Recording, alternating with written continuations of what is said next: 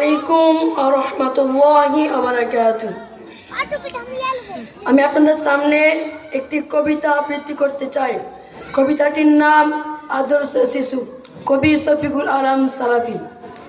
মাদ্রাসারে ছাত্র মাগো এতই ভালো লাগে, স্কুলেতে যেতাম না মা, জানতাম যদি আগে। কুরআন যখন পড়াই মাগো, হাফেজ সাহেব ঘরে, খোদার কালাম শুনে মাগো মনটা যায় মোর ভরে। ভর্তি আমায় কখন তুমি করবে খুলে বলো, আব্বুর সাথে কাল সকালে আমায় নিয়ে চলো। পড়বো মাগো হাদিস কুরআন, আল্লাহ রাজি হবে, তোমার জন্য করব দোয়া, কতই নেকি পাবে।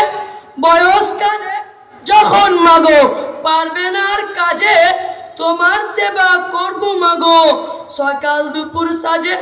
সালাত শেষে দোয়া মাগো করবে রাত্রি বেলা, পড়াই যেন ব্যস্ত থাকি, করি না অবহেলা। যেমন পড়া তেমন আমল করতে যেন পারি, শুদ্ধভাবে কুরআন পড়ে হতে পারি কারি।